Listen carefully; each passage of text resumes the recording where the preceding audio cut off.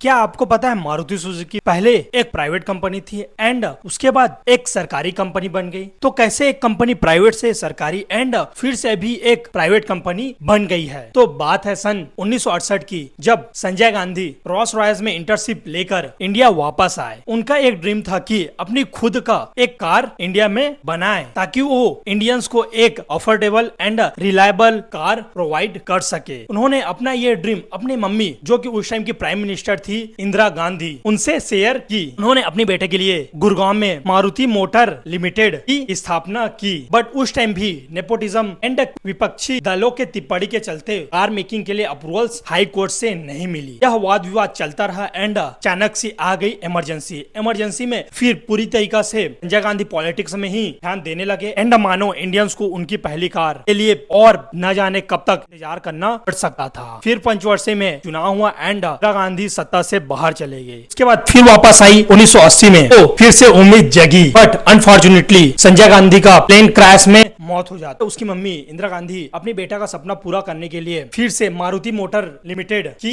शुरुआत करती है। तो उस टाइम तो इस कंपनी को सेंट्रल गवर्नमेंट में ऐड कर ली जाती। उस टाइम के सबसे विद्वान एंड मैनेजमेंट को समझने वाले आईएएस वी कृष्णमूर्ति को मारुति मोटर लिमिटेड की लीड्स दे दी गई। बट वी कृष्णमूर्ति जी ने पहले मीटिंग में ही इंदिरा गांधी को शाप बोल दिया कि हमारे पास जो टेक्नोलॉजी है उससे कार मैन्युफैक्चरिंग करना संभव नहीं है, हमें यूरोपियन कंपनी की सहायता लेनी पड़ेगी, यानी कि कोलैप्स करनी पड़ेगी। वो अपनी टीम लेकर चले जाते हैं यूरोप। बट उस time European company Reno Mercedes जैसे अदर ब्रांड्स ने उनका हाथ बिल्कुल न थामा एंड वो चले गए जापान। एंड जापान में लैला को उसकी मजनू मिल ही गई, यानी कि मारुति की उसकी सुजुकी मिल गई। एंड आखिरकार दिसंबर 1983 में इंडिया की पहली कार 800 लॉन्च हुई। उसके बाद मारुति अपने कस्टमर के लिए reliable and affordable fuel efficiency futuristic and अनोखी कार्स इंडियन मार्केट में लॉन्च करती गई। जिस टाइम सुजुकी मारुति से कोलैब की, उस टाइम मारुति का शेयर था 74% एंड सुजुकी का शेयर था ओनली 26%, जो कि 5 साल में अप टू 40% तक का बढ़ना था। बाद में इंदिरा गांधी का फिर पंचवर्षीय हुआ, सत्ता बदलते गए। मारुति सुजुकी अभी भी एक गवर्नमेंट कंपनी के नाम से चल रही थी। बट अटल बिहारी वाजपेयी जी के आने के बाद वे ऑटोमोबाइल्स कंपनियों में इंटरेस्ट बिल्कुल भी नहीं दिखाते हुए अपना गवर्नमेंट शेयर पूरा हटा लिए। और सुजुकी उस टाइम अपनी शेयर बढ़ाकर 54% के लीड जैसे ही सुजुकी के पास आया, उन्होंने मारुति